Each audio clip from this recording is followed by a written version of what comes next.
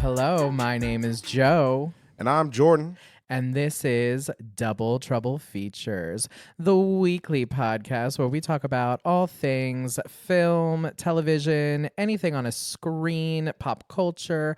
We're going to get into it and we're going to talk about what's going on today. Ow, ow! So what are we talking about today, Jordan? What do we got going on? We're going to talk about some people who have passed away, particularly one person who's very close to my heart. And then, hey guys, it's Super Bowl week, so let's talk about some of those dumb commercials that we watch, but I love. The good, the bad, and the stupid. We love to see it. Again, like as always, we're going to talk about some of the movies that we've watched this week, and definitely some good shows that we've watched and highly recommend.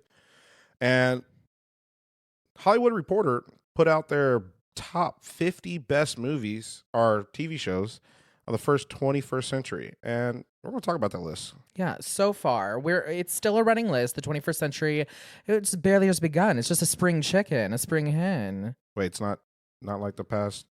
It's not like till 2 more years. How long is the century again? It is 100 years, math major. Holy shit!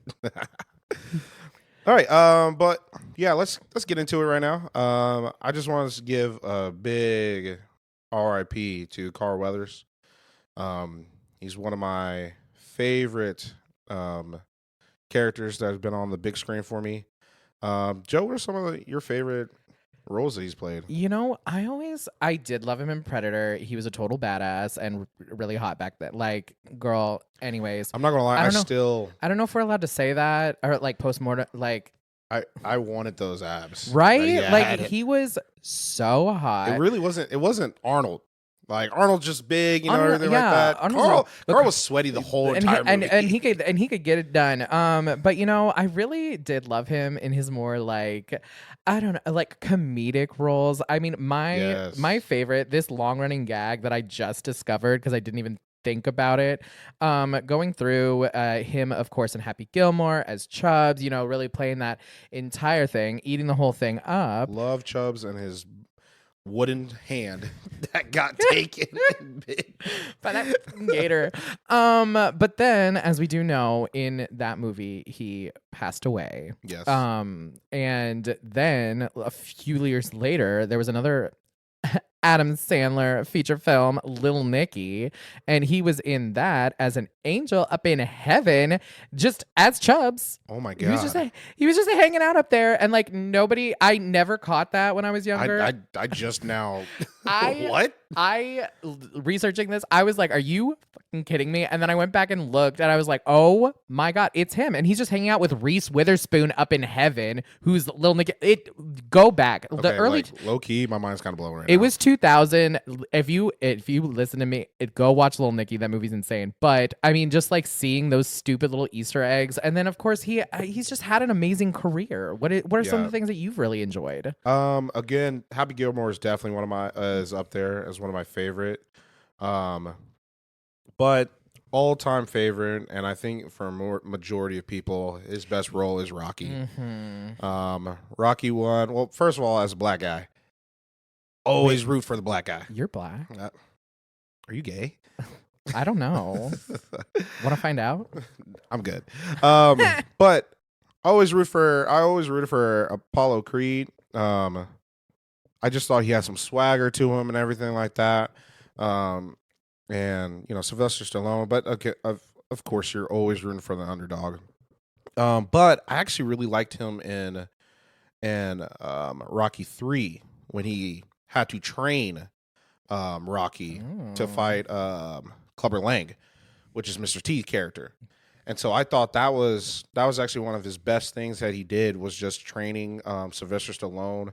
I know they were best friends and everything like that. Yeah, they got into the character and you got to see that character grow. It was just a really great throwback. But then of course, Creed and all that. I mean, it's an iconic role. Like how many? I was very sad that he wasn't in any of the Creeds. That's kind of insane to me. Like I don't understand why. Like, do you have? He needed to have a dead dad or like dad. Yeah, well, because he died.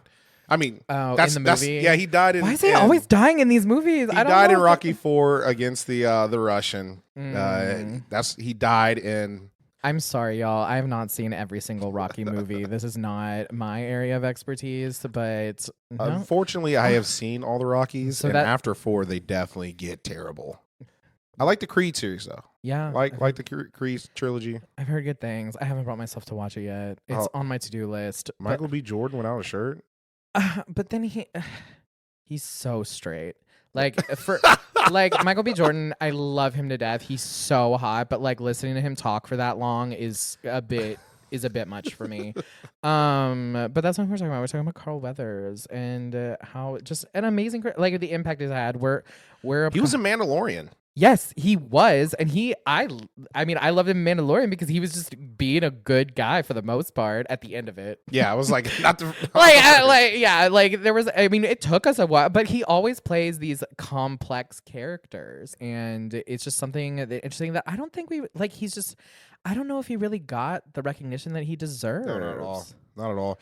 I hope, like, you know how in the Oscars, or at least in the Grammys, they always do like a postmortem, like in memoriam.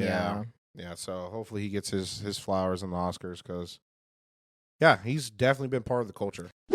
All righty. So, I mean, of course, the topic of conversation, especially in Kansas City where we are, is the Super Bowl. But most importantly, what it's become.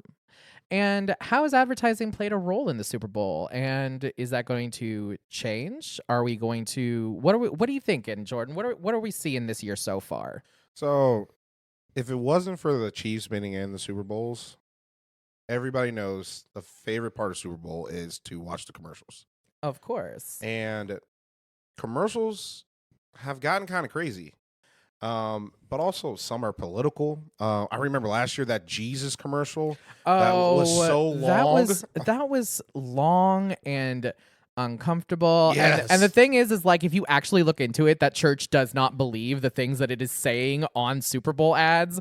So like there's that whole thing, but I don't know. They must have had a lot of money to spend because it felt like it was every commercial almost, like every commercial break. Yes, it was exactly. It was so much. I'm trying to think back. Like, what are some of your favorite? Mine. I know this might get me some flames, but like I love the Puppy Baby Monkey because that is the stupidest thing I've ever seen. And like that's what I want. I want absurdity. I want to see what happens when you put a bunch of like just weirdos in a room and see what happens and let them do it and give them the opportunity to do it. But I don't know. I don't think we're going to see a lot of Puppy Baby Monkeys anymore. Yeah, so, but we actually are. Because a lot of the commercials, they faced a lot of backlash on social media last year because they were either too serious. The one where the dog was dead. I don't even remember that. I blocked that out, apparently. Yeah, the dog was dead and like reliving his life, which a lot of people, which I was like, what the heck are we doing Trying right to now? invoke the most visceral emotional reaction. Yeah, just make sure you're buying your dog the best food. Oh my God, it was a pet food commercial? Yes. No. Yes. I don't remember this at all. Like I said, I blocked it out. I blocked the sad ones out, to be honest. Exactly. And so like they're getting a lot more, they got a lot of backlash for it. So they're going into a different direction of just trying to be funny, just trying to be cordial, not taking it, being safe. But the thing that I don't like is how I get to see all these commercials, like a lot of them before the Super Bowl. Oh yeah, that's like, oh, teasing it out. Oh, just another teaser, girl. Why do we need to be teased for a commercial? And like most of them are running 30, 60, 90-second spots. Like it's nothing crazy, but like we need all this stuff. But I mean, there is a certain amount of brand loyalty that they try to get ignited because everyone wants the most amount of eyeballs looking at their commercial and getting excited for their commercial. I mean, when I was a kid, I didn't really care about football that much. Me caring about football is like a recent thing. And so I only cared about the ads when I was a kid. And so now, but now I think they're trying to like really push people to like make sure you are paying attention for our ad because we paid millions of dollars Too for this. much. Like that, and that's the thing is like these are like these productions, these contracts with these third party endorsements through celebrities, these things. People are they're spending like tens of millions on these tens of millions on these ads, and so they want to make sure that they're getting their money worth. But I think we're kind of like getting into a little bit of a cognitive dissonance on why people like the ads. Yeah, and also I think you want to have the most chatter. Like you want the most engagement, and I don't think that like you posting your ad, you know, a few weeks or like teased in January is really going to hype anybody up when it actually comes out. And so here are some of the ads that are already out. Paramount Plus has it, theirs out, but the Super Bowl's on CBS. So that makes sense. Yeah. I understand that. But why is Oreo with Kris Jenner already out? Oreo's out. I mean, most of them are. I mean, is it the full ad or it's the full ad? I can watch the entire ad right now. I mean, I saw that ad. I didn't realize it was a Super Bowl commercial. That's kind of a. And see, that's the thing. That's kind of annoying. When I see it way before, yeah, I don't know it's a Super Bowl commercial. I mean, I saw Kris Jenner in the Oreo ad. I thought, wow, they must have paid her a lot of money. And they paid her a lot of money, and then they're paying a lot of money. So that's probably why. Well, it is because why. if I'm paying this person millions of dollars to be in this ad, then hey, I got to use them as much as I possibly can. Yeah, you have to get you have to get the full flight because otherwise, and some of them, you know, some of these media companies, I don't know, like specifically with CBS, but I mean, if you pay tens of millions of dollars for an ad, it's gotta be seen more than once. Like it has to. And so I want I think that's why it's almost become less special is because we're gonna see it. We're gonna see it anywhere. It's just another ad. But usually when we see these ads, like you show it on that Sunday, but then they run after. Yeah, and so why do I have to see it before the Super Bowl? Now, I'm not going to lie. I do enjoy whenever they make it a part of a larger campaign. Like when when Mr. Planner died and it was this my God. Oh my God. I'm not going to lie. I was shaking because I was like, what? I was like, how? And I was like, I work in advertising and I like to believe people, but no, when that whole thing happened and then he was like reborn and it's like baby planner Jesus, I was great. I love that. I love that. That's great marketing. And even with the Eminem stuff last year when they were dealing with all their stuff, I know they got a little bit of heat for that, but like just completely like changing all of their stuff beforehand and then going back, I thought was really original and really interesting and really funny. And because you didn't see the ad, you got and it wasn't even a teaser for the ad, but it was like build up. And I think those are some things that were done very well. But now it's just like we're gonna show you the first 10 seconds of our commercial. Yeah, I don't and need it's to like see. I don't care. I don't need a trailer. Like I understand trailers for movies because that's only 2 minutes out of 2 hours. Yeah, I don't need to see 10 seconds out of 30 seconds. But that's a third of it. yeah, but we have Starry with Ice Spice. Oh, that ad's already out. You have Pringles with Chris Pratt. That ad's already out. The traditional Budweiser. They caught a lot of flack this past year.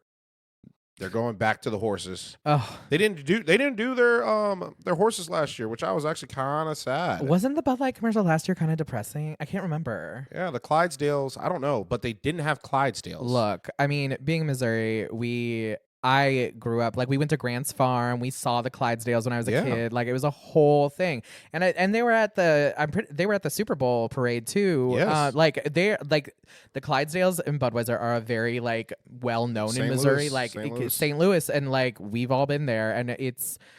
I love the Clydesdales. I also love the the Labrador. Yeah, the Labradors. Yeah, I love those commercials. They're the heartfelt commercial, and that's the one heartfelt commercial I'm cool with. Yeah. But besides that, don't need any other heartfelt. Don't need. Yeah, make me laugh, make me giggle, make me shit. Michelob Ultra, that's all right. That's already out, but they got Lionel Messi. So you have, because he doesn't really do that many commercials or anything, especially American commercials.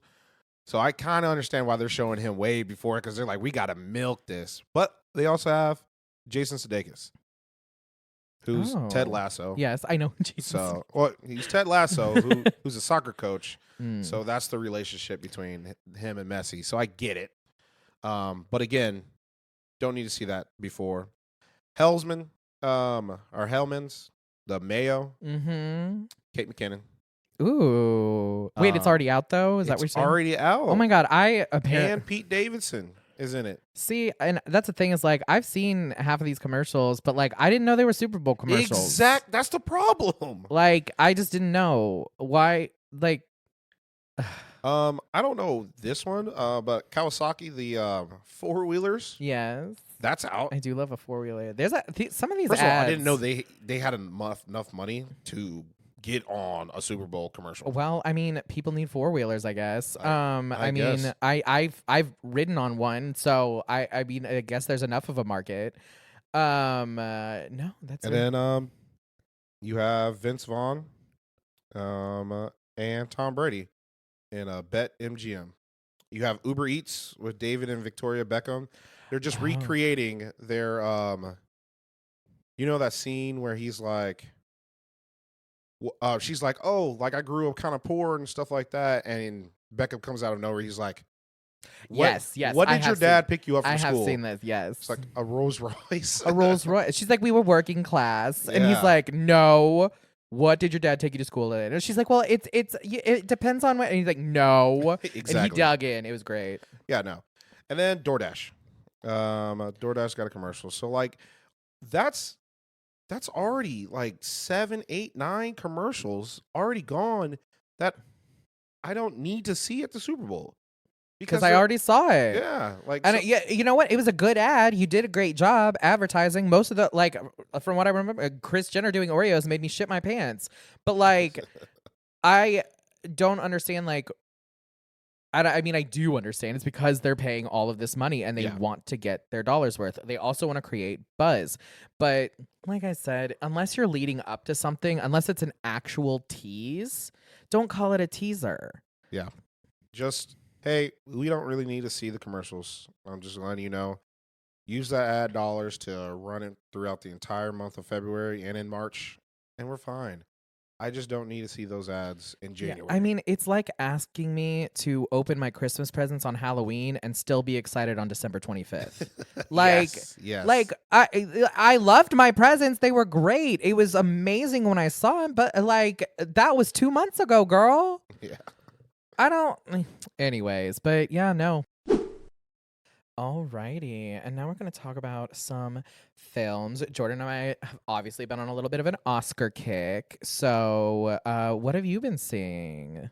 Yeah, guys, when we talk about the Oscars and stuff like that, I just want to make sure that we do actually watch the movies. And so when it's actually the week leading up to the Oscars, we can really tell you what movies deserve it and what movies shouldn't get it.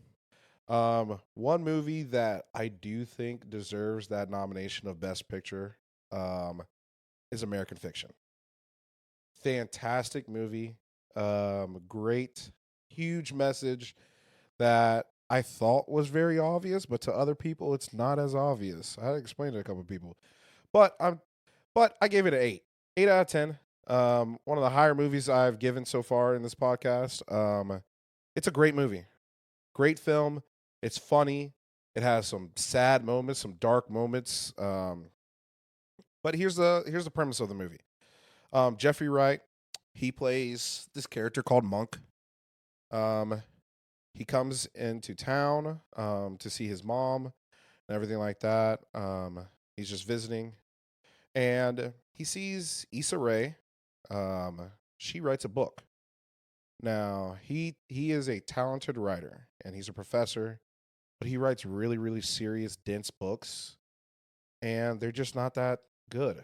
Like, they're good, but they're just not enjoyable. Yeah, they're just not like they're not hidden. It's they not. Just don't hit. It's not A Court of Thorns and Roses. Yeah, exactly. And so he's like, he sees Issa Rae's character, and she writes a black book. And it says like she talks ghetto in the book. Half the words aren't even spelled right. And it's about, the lived experience of a black person in America. And And Monk is like, that's bullshit. This is trash. This is terrible. What the hell is this?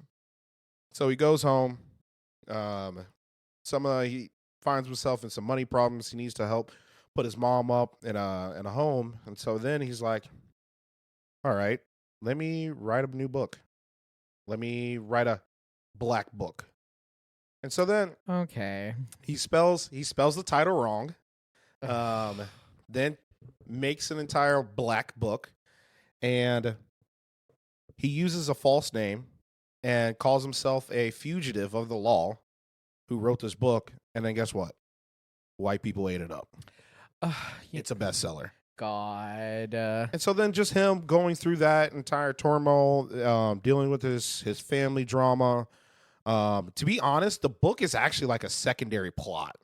Yeah. Which I'm actually really happy about. Okay. So like it's really about his family dynamic, and also is just like it really shows about like what does it mean to be a black person in America.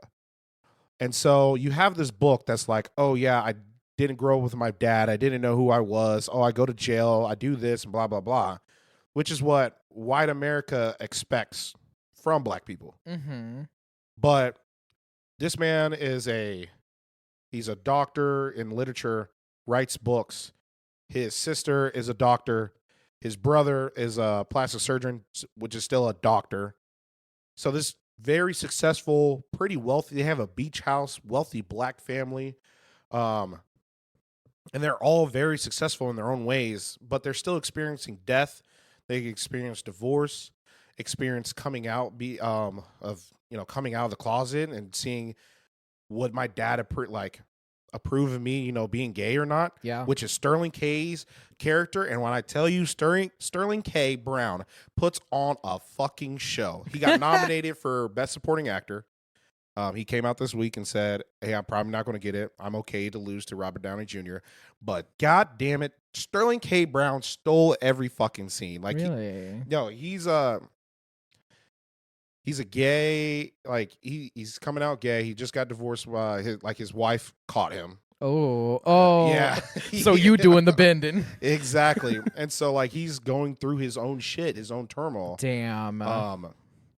But he also doesn't want to. But also he's almost like a release because now he's just fucking. He's fucking. Oh, I need to see this movie apparently because Sterling K. Brown. You don't see him fuck though. Oh, what the? What's the point? God. But then you have like Tracy Ellis Ross, who again I love her. Queen. She's a sister to Jeffrey Wright's character. She has a decent part. This is a really great cast. They should have done more marketing behind this movie. When I tell you, it's fantastic. Issa Rae's character, she is. Again, amazing. I love Issa Rae. Again, every movie Issa Rae was in 2023 has been nominated for an Oscar in some sort. And she deserves every bit of all praises. Yes, she does. But it's just a very wholesome movie, but just to show you the different side of what Black America really is. It's not just being ghetto. It's not just being in the struggle. We're also just normal people. I mean, I think this film is kind of it sounds like what this film is talking about is where we've come in this place in America and how white people and black people perceive each other. It is mostly about how white people perceive. I mean that's fair. The overarching theme of the movie is, hey, guess what? We don't care. And like he makes his own character, like Monk, Jeffrey Wright, like he's using a surname because white people don't care about what you think you are. They only care about how they want to feel. So when I read this ghetto ass book, I want to feel like I'm the white savior, or like, oh my God, I read this thug. I read about this fugitive. So it makes me feel better. And then they post it on their Instagram story, and then they make it, and then they feel good about themselves, and they're like, oh my God, I did it, guys. I fixed racism. I'm a white liberal, but you have to read this book. What? And one line was like, oh my God, you're going to be the book of the summer. Every white mom is going to be reading this book. Queen the House Down Boots book. Because that's interesting. I'm curious. though, in the subject matter of the movie, like, do you have any examples of things that are kind of like that today? Like things that we've seen that where it's just like obviously like a white person wrote this about black people and then used black characters? Um, the biggest one is White Fragility. Everybody was like, "Oh, this is the book. You have to read this. You have to look at this." Coming from a black author. Oh my god, I love it. But at the same time, like look where we are in America. Like since that book came out, since a bunch of white people have read it, has have we progressed at all? Has anything really changed at all because of that book? No, because again, you made white people feel good that they read about it and understand that, hey, I can do better. And then they feel like they do better. And guess what? White people love that when they feel like, oh, I'm I'm the best white person I can be. And so, but then we just move on with our lives. And then we still, like policies that, are against black people. So like it's a great movie that really encapsulates what people are going through, but also still talks about, hey, this is how black people are going through. We're going through these problems. We're going through this and that. And we're just a normal people that, experience divorce like white people, like experience death like white people, experiencing love like white people. So like, And why does it have to take like a thug dying in the streets for somebody to care? exactly. And that's kind of what we become. So Yeah. So I like 100%. It's an 8 because I wish I got more. I wish I got more from Jeffrey Wright. I think he actually is the worst character in the movie. He's the main character. I think that he does a decent job, but like there was never like that emotional scene of like I have all this lies and stuff like that I'm telling to all these people, and like that guilt, um, or just like how he felt about his dad. Because throughout the whole movie, they're all saying like, "Hey, you act like your dad, who's like isolating himself," and I just never got the moment of like him crying of trying to get away from his dad. You never got like that emotional release. Exactly. It just kind of stayed. But I mean, that might have been a choice because sometimes black people aren't allowed to have that emotional release. Yeah. And true. and the white people don't make space for it. And I say that 100% because I mean, it's the tropes of like the angry black woman, the man, it's like we do not let black people have strong emotions without coining it something. Yeah, facts. And so, yeah, that's that. I wish I got that scene of him feeling that, but like, that's right. Like you 100% right. The end to the movie, I'm not going to tell you how it ends. It's perfect. Ugh. It's literally perfect. It's exactly how I wanted the movie to end. And yeah, it's a great movie. Fantastic. I highly recommend it. I think everybody should go see it. I know some people who are listening to this and say, oh, it's about this, blah, blah, blah. I'm not going to watch it. I'm going to let you know this is not the podcast for you. But I definitely think that everybody should watch it. Also, it's funny.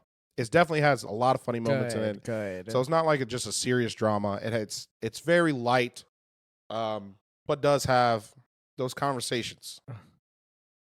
So, but speaking of like living in America, heard you seen a movie? Oh yeah, I just saw this film. It's called Past Lives. It is also nominated for Best Picture for the Oscars, and I am going to go ahead and rate it at a good like 7 out of 10. Okay, I really liked it. It was I don't know. It's one of those movies where it's like hard to describe how it makes you feel. It just makes you feel things because it's a very small cast. It is basically this girl growing up in Korea and her best friend. And you see them and it's so cute. And they go on a little date and they're like 12 and they're just like very innocent, very young, but obviously like these two kids are best friends and obsessed with each other. She's like really bossy, but also like emotional and cries a lot. And and like as a little boy, he would just like literally stand there and be there for her while she cried. So like that's how. Good guy. yeah, he's a good guy. And as a 12-year-old, like he was like, wow, I'm going to, it's talking about giving people space for emotions. But no, so that happens. But then they immigrate to Canada.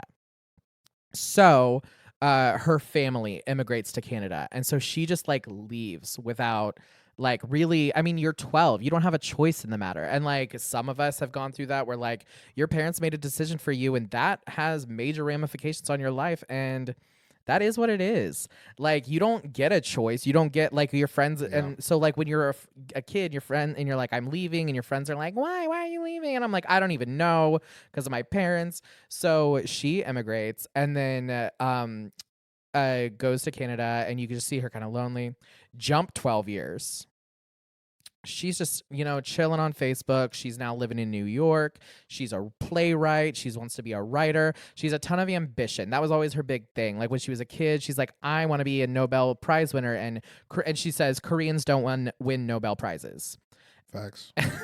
Unfortunately. It's like, don't say it like that. Yeah, no. You're like, facts. I had to say unfortunately because I felt kind of bad. I was like, oh, wait, I didn't mean like that. Yeah, no. But so then she goes, and so she has all this ambition. So she becomes a playwright in New York. And she's just kind of like bebopping around, seeing like, I don't know, like what's going on, all this stuff. Like just like talking to her mom, and then she's like, who's that guy I was like always with, I was always hanging around, I wonder what happened with him, all this stuff. And then it turns out her dad was a filmmaker, and so she went on Facebook and looked up his name, and he was looking for her. And so she like gets on there, she's like, oh my gosh, I found you. And it's total Facebook creeping, which to me, this is what makes it really interesting in this movie, is like it is such a modern like love story in terms of like what it feels like to connect with somebody thousands of miles away. And see, that to me is the purpose of social media. Mm-hmm. The purpose of social media is for all of us to connect and talk and stuff like that, and definitely see people that you haven't seen or anything like that. And just like, because like again, I don't talk to like 99.999% of my like high school people, but like I want to see like, hey, you got kids now, good for you. Like, oh, you got the new promotion, the new job. Hey, oh shit, you experienced death. Oh, I'm sorry to hear. Like, I want to still know. And so that's the purpose of social media, not just to tear everybody down and stuff like that. What? You're crazy. Let's rip them apart. No, but yeah, exactly. Like that's kind of what it was. And so she's just like on Facebook, bebopping around, finds him. She's like, oh my god. And so they like set up a Skype call. It was so interesting because it was like a very like early 2010s, late 2000s. R.I.P. Skype. Oh, I mean, it's not gone, but like, I mean, Skype dropped the ball. Skype, girl, what were you doing? I cannot imagine. Anyway, all the technology. Anyway, but like, just let zoom past you. So just sets up a little Skype call, and they like kind of start reforming their friendship. And for her, it's really interesting because she feels herself like kind of connecting back to Korea. She like remembers what it was like being a child in Korea because she hasn't talked to anyone about it. And even in the movie, she sits there and she says, the only people I speak Korean to are you and my mother, to this guy. Like she's like, those are the only people I even speak Korean to. And she makes various points throughout the movie. She's like, he's so Korean. But she's still drawn to that, even though she's trying to like create this new life for herself in America. And I mean, I'm not going to get too deep into it because it really does kind of go into that and their story and what that means. But this movie was so earnest, but also the most realistic ending to a movie I've ever seen. Like, people just did what they were supposed to do, relayed the message they were trying to relay. Like, they were honest at some points. Some points they were holding back a little, and you could tell, but she was trying to build a life for herself, and she didn't know how Korea fit into that. And at one point in the movie, she like at the beginning, near the beginning, she's like, I find myself looking up flights to Seoul every other day. And she's like, it's really hard to focus on my career and my place in New York City while also having one foot in the door in Korea. And which is past lives. Past lives. There's a whole theme to this in how people connect to each other and what they mean to each other. And I think it's Inyan, but there was a Korean phrase in it that was all about like past lives. And it's like, even if you like brush someone's shoulder on a street, that means that like you had connected with them in a past life at some point, like you had and that meaning. And that's like one layer of what is called Idyan. And if you get married, that means you have like 8,000 layers of past lives on top of each other.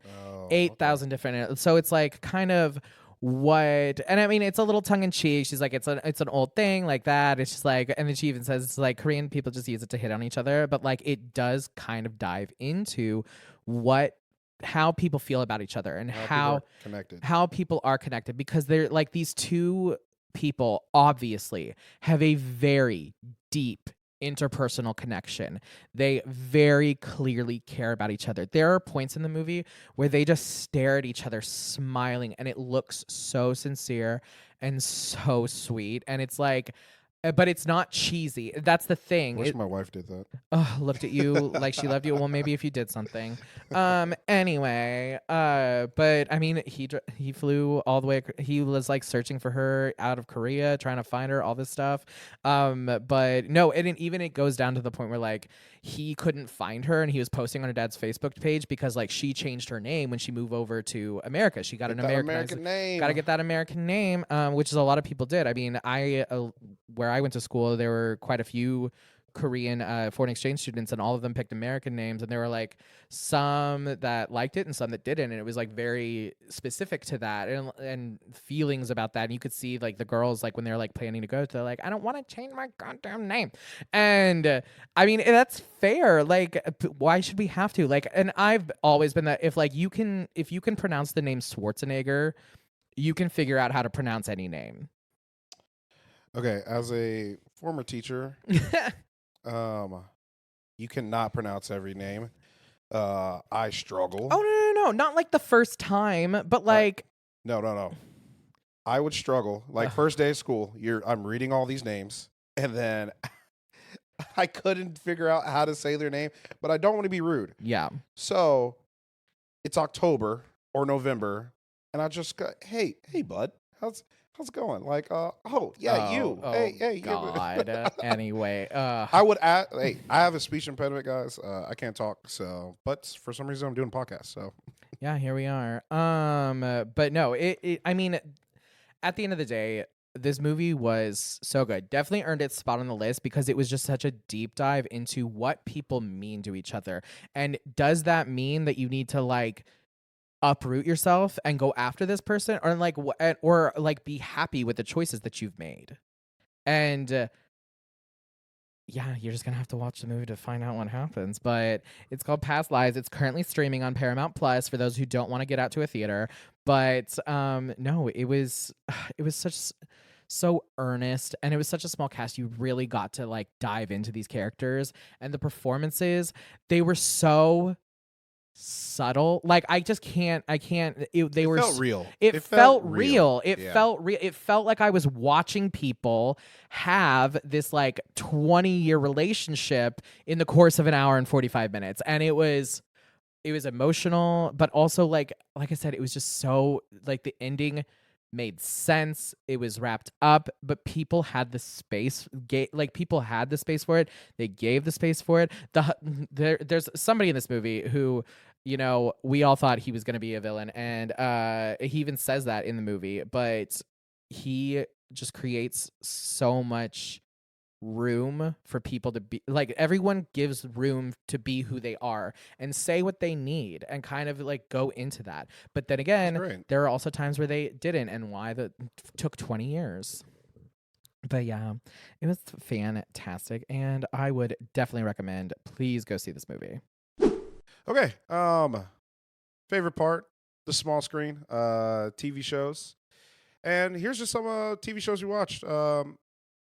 First off, here's the crazy thing about the show that I watched. When I went to go see American Fiction, I look over and I randomly see an Amazon sign, and it's all says, "Hey, in theaters for a select time, you can see Mr. and Mrs. Smith." and I was just like, what? Like with Brad and Angelina? No, you get the new one that's on Prime Video. And that's the show I want to talk about. It is John and Jane Smith with Donald Glover and Maya Erskine. I'm probably butchered her last name. But first of all, going back to the movie theater, you had to show them that you are a Prime member to see it in the theater, which is weird. You had to write down your email, and then they had to look you up. What? Just so you can go into the theater to watch the multiple episodes, like I think the first 3 episodes. I'm weird. That it's almost like pay-per-view. Like, yeah. Like, that's so weird. Do you I mean, did they just have a different like kind of distribution with that's so weird. I don't know. It's because you can, I guess, avoid the commercials. Because that got in effect. Because Prime got commercials now. But anyway, back to the show. So if you don't know like the premise of Mr. and Mrs. Smith, it's definitely based off of the original movie with Brad and Angelina. Spies, espionage, murder, and sex. Love the movie. I love the movie. It's a good movie. The movie that destroyed a marriage. And I'm fine with that. I'm not. I'm still Team Brangelina, and I'm never going to get over it. They both have good careers after. And they need to... it is what it is. But here's the premise. You don't... At least right now, I haven't got to the point where they are... I only have like 2 episodes left, but you don't know their names. But John, who is Donald Glover, and Jane, who is Maya... they are random people who didn't get selected to be in the CIA, who didn't get selected to be in the FBI. And so they're on their like last leg and nobody wanted to accept them except for this one company. And so... Ooh, private contracting. We love to see it. So they get into this arrangement with this company who's like, hey, are you cool to leave your life? You down to kill somebody? You down to do this? And they're like, sure. I don't know. Yeah. Fuck it. Why not?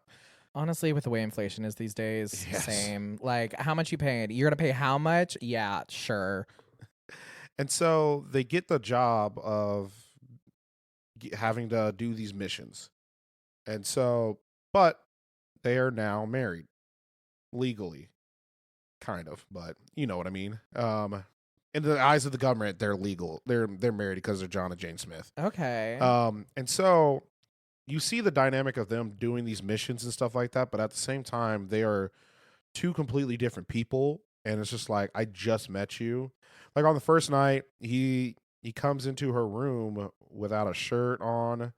And he's just like, I don't know if I should tell you goodnight or something. Wait, so they were not together when they got assigned? No, they okay. Yeah, they I did missed not. That. They did not know each other at all. Oh. And just randomly show up into a house with each other. And they're like, this is your house. They open up an envelope, marriage certificate. Here's your rings. And like, you are now Mr. or Mrs. Smith. When they don't know each other. Oh, so it's like a flip on it. Because in the original, they were undercover and neither of them knew that each other were spies. Yes. Didn't they work for different agencies? Yeah, they worked for competing agencies. Yeah. That was like the whole thing. Yeah, no. They work for the same agency. They got assigned to be married. And so the whole show is like them learning to be comfortable with each other or fucking hate each other. And kind of like going through like the steps of dating, but also not dating, but also like, this is what marriage is like. Like you have your ups and downs. Sometimes you love each other. Sometimes you fucking hate each other. And they have to like decide how they want to play it. Like, yeah, like literally in the first episode, Mrs. Jane Smith is like, hey, I took this not for the romance. And he's like, yeah, same. I was only touching you to give you this earpiece. But you can see that like later on they start to I mean, you can't have 2 develop. people this hot without something happening in the room. Yeah. You see a lot of shirtless Donald Glover. Thank God. Give the people what they want. But no, it's a great show. It's definitely Donald Glover. He wrote it. He is executive producer on it. And so if you've ever watched Atlanta, which is we're definitely going to get into Atlanta later. But it's a funny movie. It's subtle. But it also has a lot of action in it. It has a lot of shooting, killing. It has a lot of just everything you kind of want in a show. And so far, like I'll definitely say this is a great show, great to watch. It's only 8 episodes long. That I haven't seen the end, so hopefully it's not just one season. I was gonna say, do you think there's gonna be more? They're going to make money off of this. But it's if you want kind of like that spy-ish, mission-ish kind of thing. I love it. I've been getting into it lately. Yeah. I've been watching the Daniel Craig James Bond movies for the first time. That's been a wild ride. Wow. I'm about to go and watch the Mission Impossible movies because I just watched the first one for the first time. I haven't seen any of them, but they keep pumping them out. So I'm like, okay, I should probably go watch these. Yeah, if you want that kind of thing with a little bit of a rom-com, it's a show for you. Oh, that sounds perfect. Yeah, but you're watching a more serious show? Yes, I am watching a much more serious show. I am currently in the middle of watching The Curious Case of Natalia Grace. For those of you who don't know, this is a documentary that started in 2020. 2, I think, and then in 2023, it might have all been in 2023. It's been very recent that this documentary came out, and there's a new one. But the first season really kind of deals with this couple that adopted a child from the Ukraine, and in like 20 or like I can't even remember how far back it was, but they adopted this child. This child had a certain kind of dwarfism that was very like specific, and only a few people in the world have it. And she was just like a little 6-year-old little person. And so they adopt this kid. They're like, we're gonna make this kid ours. Like, we're so obsessed. Like, we have so much love to give. We have all of this money that we have, and we just want to give it to somebody else and like do that. So they go down and to Florida, of course, because apparently that's where all the good adoption agencies are when you're looking for people from Ukraine. But they go down, they pick her up, they go to Disney World. It's all a great time. All of a sudden, the mom says, like, at Disney World, she goes, this little girl she's supposed to be 6. She said, this little girl has full pubic hair. Wait, at 6? At 6 years old. And so what the heck? And so there's all these kinds of things leading up to they think that Natalia is not a child. They think that she is masquerading as a they think that she's a little person who's masquerading as a child. Like, holy shit, that would blow my mind. Yeah, no, like it was like fucked up. And then they're sitting there saying all this stuff about how she was like hiding knives under the bed. And then all of this stuff about how she was like taking the little boys' toys and throwing them in the street so they would run after them in front of cars. Like shit like that. And when I tell you, every 10 minutes in this show, my jaw drops because first of all, the way that they set the show up and the way that they give you information is purposefully misleading to get you to a point. And spoiler alert, you still, after the first season, you still really don't know if this is a child or not. They don't definitively answer that question until the second season. And then the second season dives into everything that's like dealing with the ramifications of that. People are going to court. People are getting sued. People are being accused of there's so many convoluted things because eventually they do take Natalia Grace. This is a spoiler. They do take, but it's like it's a docuseries. Yeah. They take Natalia Grace to a judge. They give them some kind of evidence in, I think it was either in Ohio or Indiana. I can't remember which exactly off the top of my head, but I think it was Indiana. They take it to this judge and they say, we want to re-age her, which is a normal process in the adoption thing, which apparently it's a lot more common than people think. That, like, you know, apparently a lot of adoption agencies overseas kind of shave off a couple years because babies are a lot more like young infants are a lot more desirable, Yeah. which is a whole other thing like we could get into. But so it's not uncommon to like re-age them and like get them a little more onto where they're supposed to be. They re-aged her from 8 to 22. Oh my God. So she went from being an 8-year-old kid supposedly to a 22-year adult supposedly. And there's all kinds of legal ramifications that happen with that. It gets, when I tell you, it gets so insane, and the things that these people do. When did this take place? Like what years? Do you know? So it happened about 12-ish years ago. Is like when that actually happened. I think she's like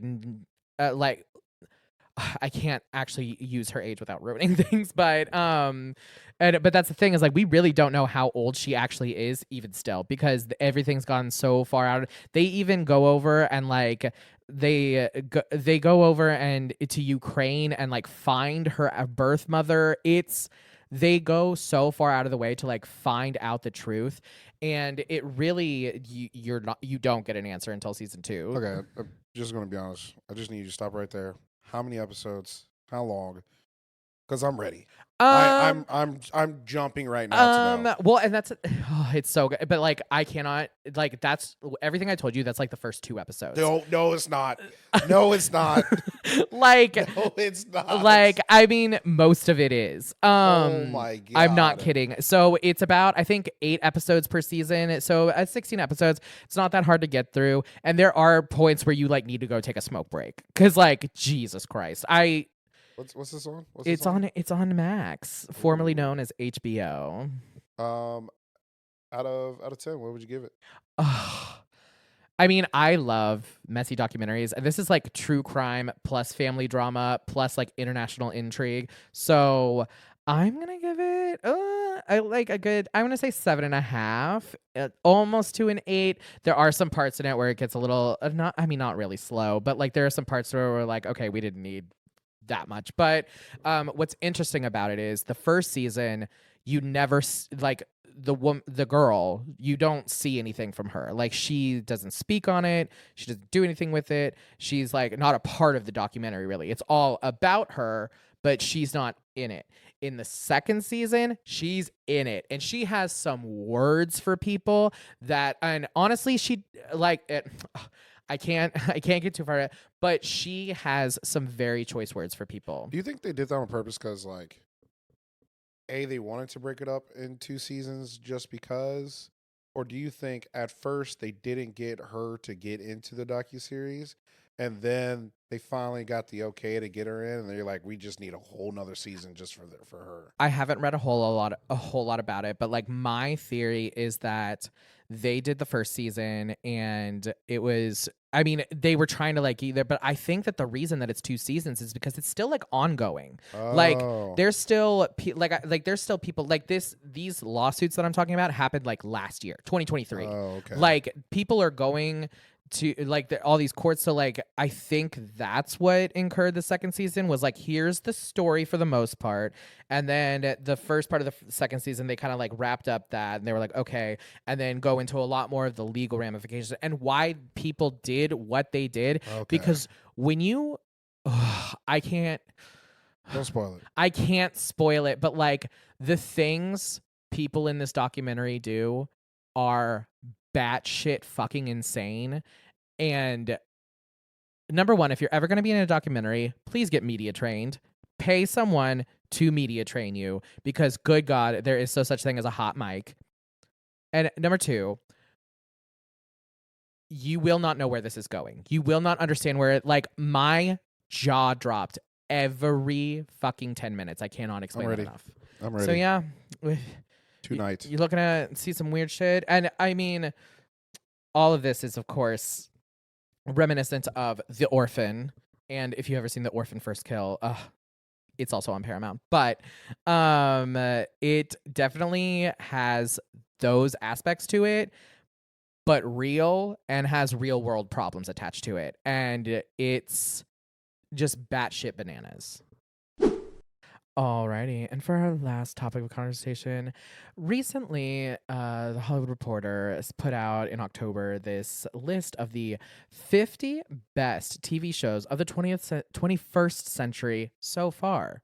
And we're going to be kind of taking a look at it, just seeing like things that we've seen, things that we think are too high on the list, too low on the list, just kind of like getting into like what we think about it. Because I mean, I will say that like there was a whole preamble in the article like saying like why they picked what they did and what it is, and please don't be mad at us. And then also they were like, this is supposed to be a living breathing document, like they're acting like it's the Constitution. And don't get me wrong, it kind of makes sense because people in the comments sound off and act like they are on some shit. So I mean, I kind of get it. Yeah, so here's some of the criteria. First, it has to have at least, it only counts episodes after December 31st, 1999.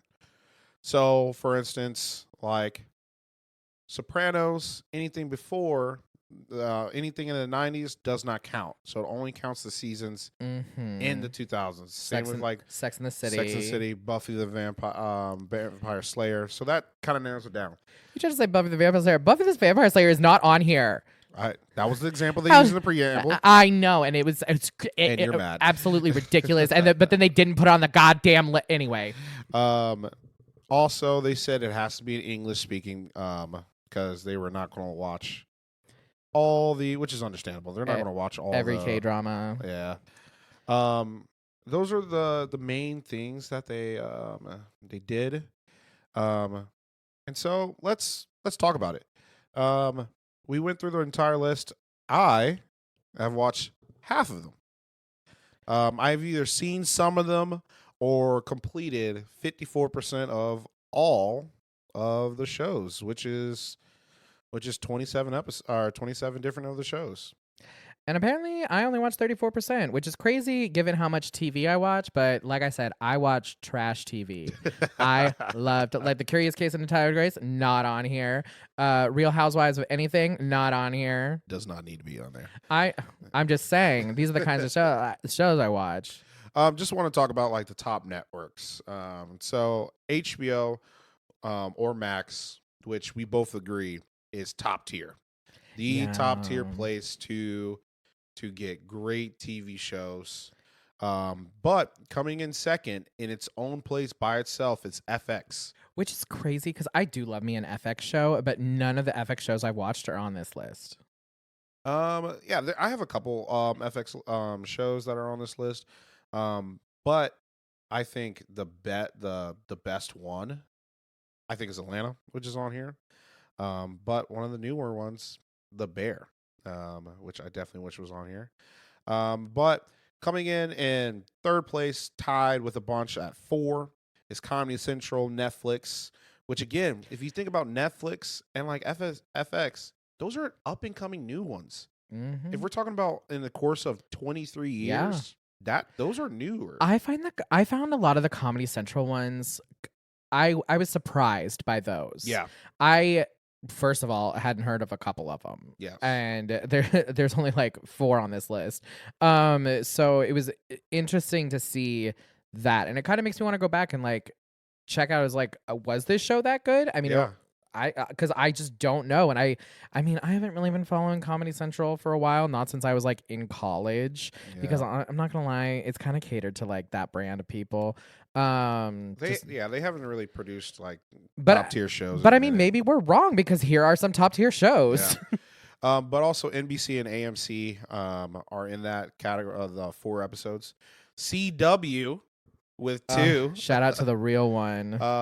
And Amazon. And then you have one show from Nickelodeon, Star, Sci-Fi, CBS, Sundance TV, ESPN, and CNN, and Channel 4, which is a British show. So yeah, let's just talk about let's talk about first the shows that aren't on the list that we think deserve to be on the list. Okay, well, I already said mine, Buffy the Vampire Slayer, because that show changed the course of television forever. What Sarah Michelle Gellar and Allison Hannigan did back then, you can't recreate. You can't do it. You can't have the first lesbian kiss again. No, Buffy did it. Okay. I did. Okay, I'll admit I enjoy Buffy. I did not watch all of Buffy. Oh my! How far did you get in? I got like 3 seasons in. Bitch, no. I mean, don't get me wrong.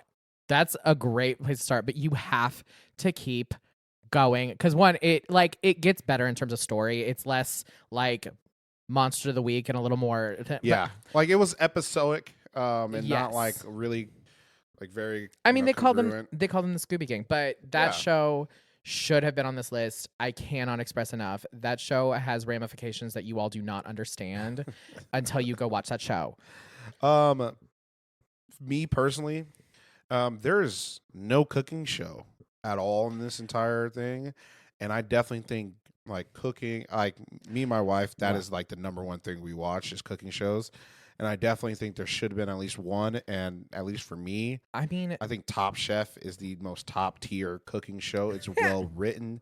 It's a great competition. There's not that many competition shows. no, I mean, there's not, I mean, if you really want to get into it, there's hardly any reality. The only reality show really on here is Survivor, which, don't get me wrong, Survivor kind of laid the blueprint for reality TV. Well, it did. Like, 100%. it was 2000 and people were hungry for something, and it kind of like kicked off what reality TV Changed. could Now, see, be. Buffy didn't change it. Survivor changed TV. Reality TV, it's different, and It changed it. reality TV still, I still feel, is not getting the recognition it deserves as a medium because here's the thing: reality TV show holds a mirror to society, and a mirror to society that we haven't had before. So we can and so like people like you, me, Tom, Dick, or Harry, whatever, we're sitting there and like we're talking about things and the actions that people are taking in these shows and kind of deeming if they're acceptable, and it's all through the court of public opinion. Yeah. So like we are seeing things, and it's like it's just holding a mirror up to ourselves and what we find acceptable as a society, what we think is okay. I mean, we're looking at all of these people who get kicked off shows, this, that, and the other, and these people become stars, and there are people who become hated, and that's partially due to the rise of social media. But I just don't think reality shows get the respect it deserves. And at the same time, it's just like I feel like reality TV shows are still just like any other kind of TV. If you think about like, because if I'm under these kind of pressures and in this kind of environment, I am not the same person I would be if I'm normally living in my life. I change. I'm acting a completely different way, which is a form of acting to me. I'm trying to survive. I'm trying to do this. It's a portrayal. Or I'm bullshitting. I am acting like a completely different person than who I really am. We all know that there's definitely villains out there on reality TV shows that are nice people in real life. But there's also villains in real life. Yeah. Facts. I have many a villain in my life. But yeah, so at least for me, I think Top Chef should definitely be on there. There's not that many animated shows on this list. No, animation we all know does not get. But especially, and I think adult animation, because of The Simpsons, I'm actually shocked The Simpsons is not on here. I understand, 90s Simpsons is really where it was probably the best. Yeah, but The Simpsons inspired so many other shows. Like we're talking about South Park. I am shocked South Park is not on this list. Family Guy, American Dad, Family Guy.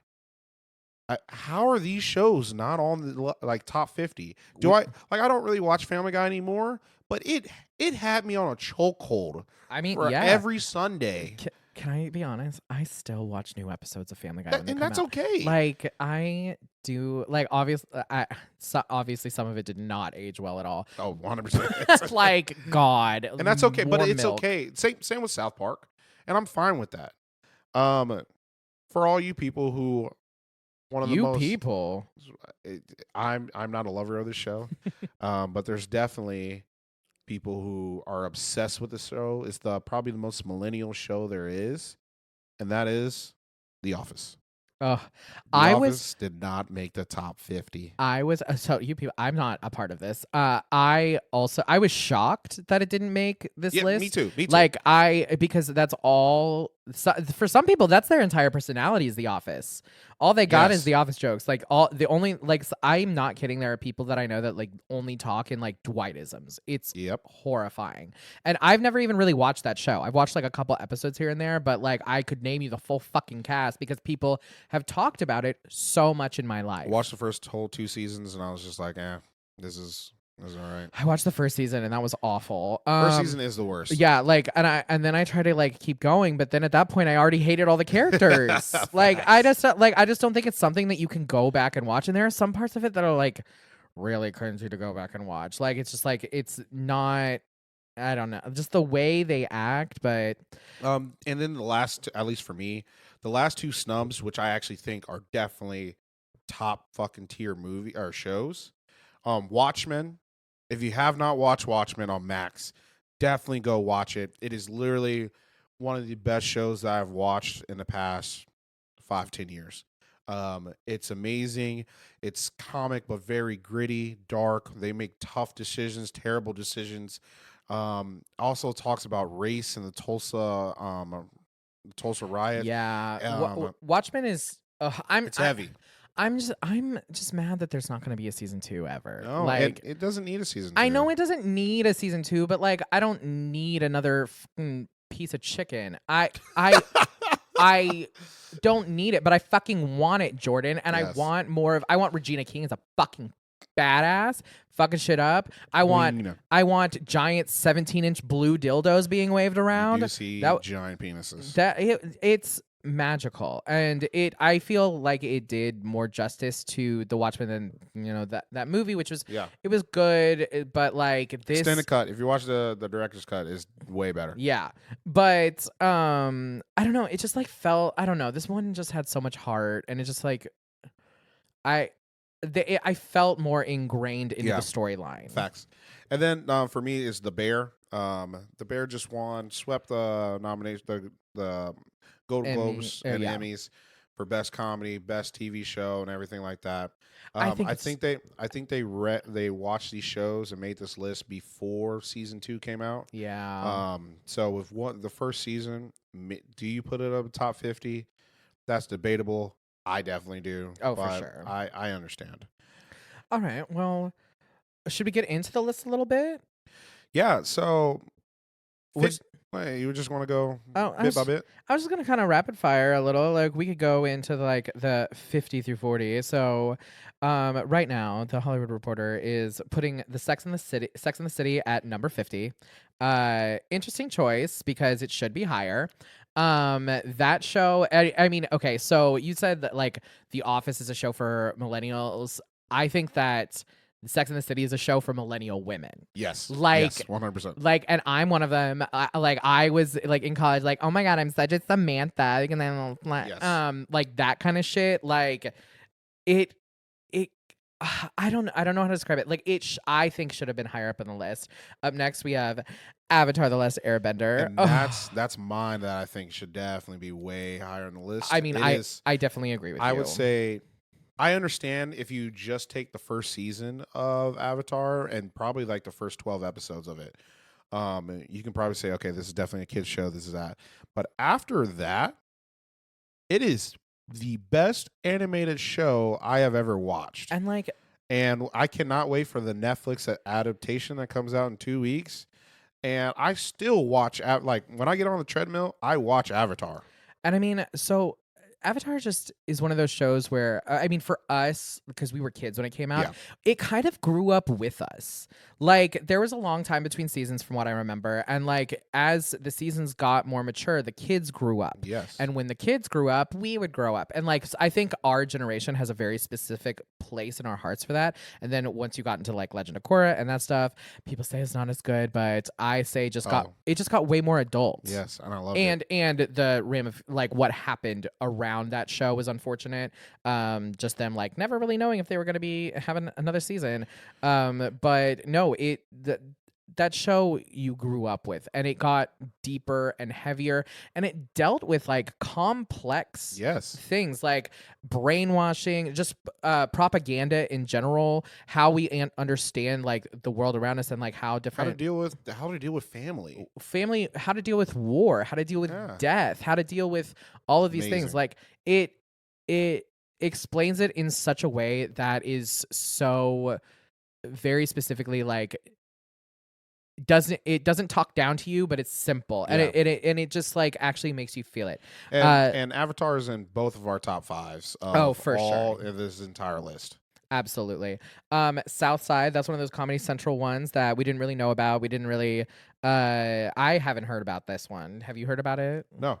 It's just Comedy Central. Vita on Stars. I haven't seen it, but I heard some good stuff about it. Underground Railroad.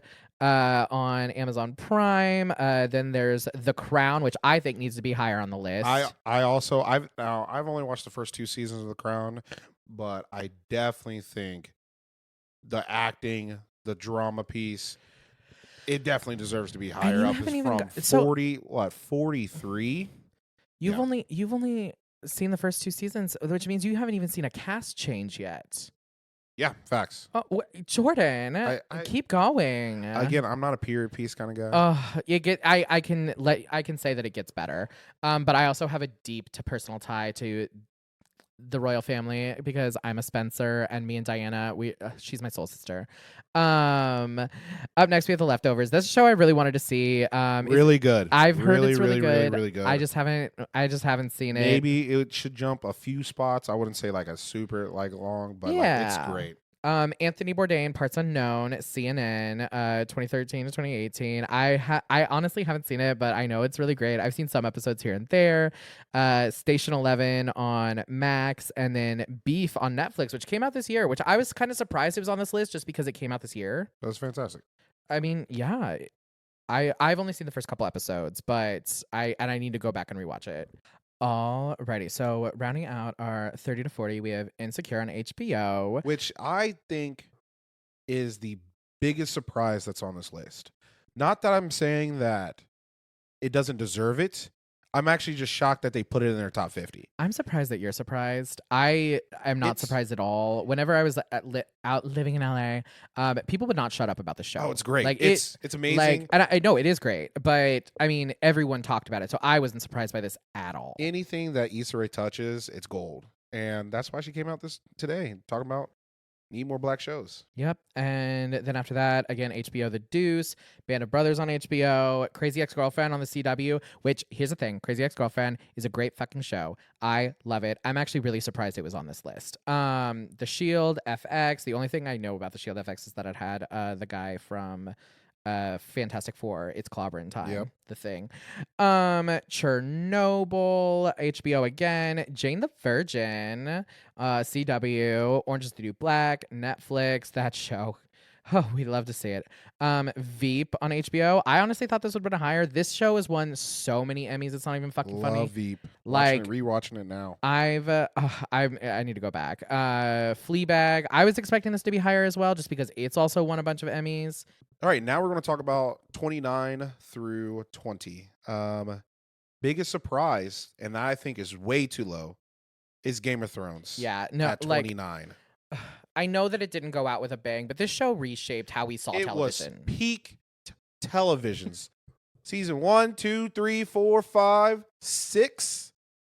A little bit of dip, but still peak. 7 and 8. Yes, there was a fall off, but there was nothing better out at all. They defined the 2010s, that show. I mean, my sister's in the Navy, and I was so excited because she was gone while, like, I think season 6 was airing, and so she came back from deployment, and we just sat down and watched all of season 6. We got a big thing of salt and pepper wings, and just watched all of Game of Thrones. Game of Thrones is, at least to me, a top 10 show. And I had already seen it, so I was just sitting there watching her watch it. It was amazing. Dragons, everything. But I don't know. Feelings about the ending of the show. We could have a whole conversation about that. You have Broadway City, Comedy Central, How to with John Wilson on HBO, Parks and Rec, NBC, Love. Battlestar Galactica on Sci-Fi, The Review on Comedy Central, I May Destroy You on BBC One, Survivor we already talked about, Better Things, and then Deadwood rounds out your 29 to 20. All right, and now 20 to 11, and I have not seen hardly jack shit of this. Peep Show on Channel 4, Rectify on Sundance TV, Friday Night Lights, I have seen none of, I'm sorry. Halt and Catch Fire, I was very surprised it's on this list just because I know that it happened. I've never heard anyone talk about the show ever. I've never even heard of it. Like, I've heard of it, but I've never heard anyone talk about it. Breaking Bad. Here we go. This is the biggest low show. This is this makes me hate the list, and I hate when people do that for like other lists. Of like, oh, just one got messed up. No, but Breaking Bad should be in the top 3, if not top 5, of best shows of the 20th century. I mean, but the spinoff is in the top 10. That's again top. Hey, the spinoff is great. Spinoff is amazing. Don't get me wrong, but Breaking Bad deserves to be in the top 5 at worst.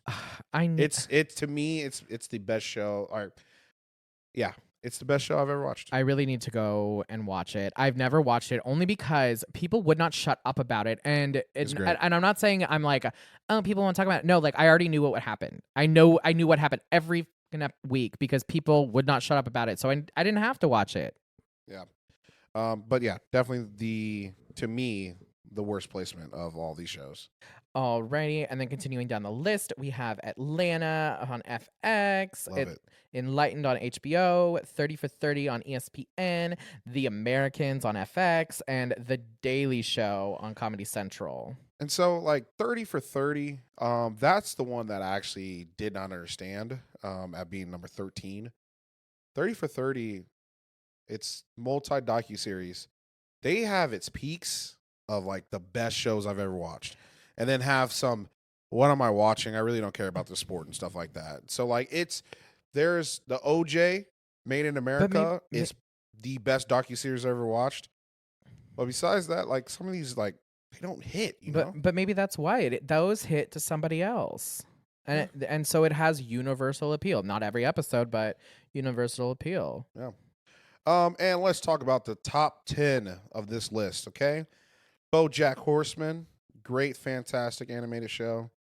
Freaks and Geeks, which we both think is a little too high. Okay, here's the thing. Freaks and Geeks was amazing. It was a moment in time. It was great. It always makes the top of these lists, and I think it's just pure nostalgia at this point. Like, I get that Jared Leto was in it. I get that Seth Rogen, Claire Danes. Like, we get it. We understand. James Franco. And it was groundbreaking for its time. But it was one season of a teenage television show, and I think that we as a culture need to like find the next one or create the next one. Yeah. And is it Euphoria? Oh. You have Girls on HBO, Better Call Saul, which is the spinoff of Breaking Bad, which is again great, and I agree it's in the top 10, but yeah, Reservoir Dogs, which I'm definitely meaning to watch. Reservation Dogs. Reservoir Dogs is a very different thing.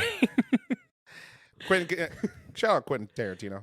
Actually, do we shout him out? I don't think so. Yeah. I don't know anymore. The Wire. Okay, let's get into the top 5. The Wire is an amazing show. If you have not watched it, it is so amazing, so good. I know you haven't. I'm disappointed. I know everyone. Okay, I mean, watch it. Learn about Baltimore culture. Learn about it. It's amazing. You have 30 Rock, which I actually thought was so high. I love 30 Rock. I like 30 Rock too. I thought it was very high on this list, and I think this is just kind of like self-aggrandizing Hollywood, like telling itself it's doing a good job for making a spoof of SNL, and like it is what it is. But like I personally, like I think Parks and Recreation is better. Parks and Rec is like Parks and Rec is. I don't want to say superior. Like it's just. I don't know. But number 4. Look, I don't think. Look, I didn't say 30 Rock, or I didn't say Parks and Rec should be all the way up here. Yeah. But I do think it should be over 30 Rock. But people have their feelings, and and this was written by a Hollywood Trade, and Hollywood Trades are going to do what? Yeah. Talk about what's going on in their industry. Number 3, it finished this last season in 2023, Succession, which I actually think is we both put it in our top 5 of this list. Succession is a perfect show. It's perfectly long. Do I want more? Yes. But should you give me more? No. Yeah, it's perfect with 5 seasons. It's perfect. It has everything that you need. One thing that the show didn't do, I don't think it marketed itself correctly. No. Because it made it look like it was this really serious, hard-hitting drama, and it was just like the whole time it was just a satire of the Murdoch family. And if you had told me that, I would have started watching in season 1. When the last season came out, that's when I started watching it because everyone was talking about it finally on the last season. Yeah, and it's like, to me, it is a perfect ending. It's exactly who I like. I'm not going to spoil it to you. We'll spoil it to you later. But I'm not going to. But it's the perfect ending to the whole entire show. I don't know. I have feelings about how it should have ended. Yeah, and again, we can talk a whole episode about it. Number 2, which definitely started the entire golden age of TV. This was like HBO's kind of like where they got their like real heavy hitter into television. Yeah, and this is what made people think television can be a serious drama. Yeah. Television can be movies, like a movie. And if you don't know what we're talking about The Sopranos. Now, I haven't seen it. Again, this is one of those shows where I have a really big problem where like when I know something's going to happen, I know where it ends. It makes it really hard for me to like go back and watch this from start to finish, knowing where it ends and how it ends, because I do know. And that's the thing. It's like it's hard going back because we all know the ending is controversial of that show. But that's what made that show so amazing. That's what started all these like cliffhanging endings or these ambiguous endings to these different TV shows, and it's top tier acting, and talked about depression, mental health, and that's the thing. Back then they just weren't making TV shows like that. Like people, I think we become greedy little piggies. Back then there were TV actors and there were movie actors, and they did not cross. And the movie actors never went into television because it was seen as lesser than. Yeah, that's where you go to die. You go to die when you go to television. Yeah, when people stop booking you in movies, that's when you go to TV. That's what it used to be. And people forget that. Like now, we have Reese Witherspoon and all these primetime series dramas. Back then, Reese Witherspoon might have a guest. Meryl Streep. Yeah, Meryl Streep, all of them. Like people were like these heavy-hitting actors were not going into television. No, and so if you haven't seen The Sopranos, you're not watching TV. Like, watch it to see where it's all come from and what put HBO on the front. Number 1, which, again, I think Sopranos should be number 1 over this show. Mad Men. I'm not surprised it's on this list. I was surprised it was number 1.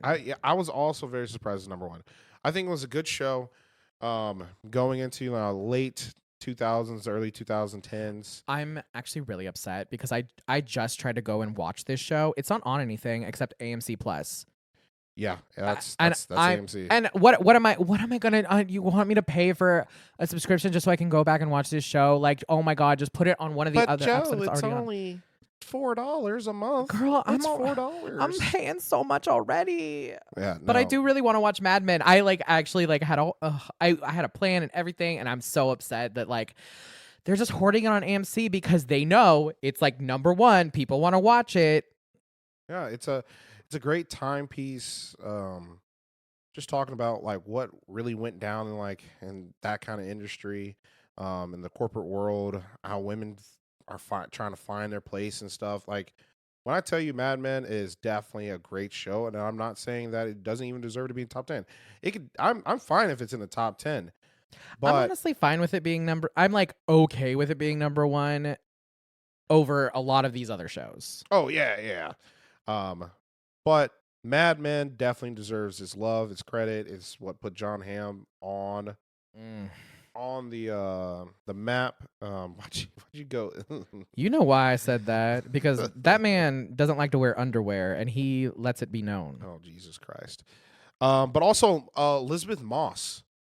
Like, that's what put her on, like, Handmaid's Tale. Like, but yeah, like, that's what made Elizabeth Moss, like, a household name. John Hamm, a household name. It is really, really, really good. I never really thought about it like that. Yeah. That's probably why it's number one. But to be honest, I don't think you would like it. You don't think I would like it? No, it's a very straight man, like, male show. Yeah, but I can get into that. I work in advertising. That's why I'm interested. Oh, then yeah, you'll love it then. Then you will 100% love it. That's why I wanted to watch the show. And that's why I hadn't watched the show, because he was a very straight man. But I work in advertising, and I needed a show to watch. And I was like, maybe I should watch a show about advertising. But they're hoarding it on AMC Plus like a bunch of fucking cowards. Yeah. So overall, I don't think this is a bad list at all. I think it's. I was just surprised by some of the like one season show, like Chernobyl. Great though. Have you watched? Yeah, you haven't watched. It's great. No, I haven't watched it. Is it that good? Yes. Okay. It's not that many episodes. Fine. I was surprised by Better Things on FX. I've seen clips and stuff. I actually am planning on going to watch that sometime soon. But no, it's just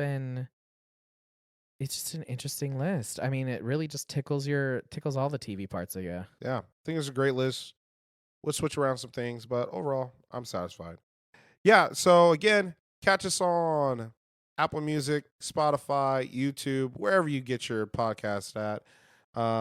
This is Double Trouble Features. I'm Jordan. And I'm Joe.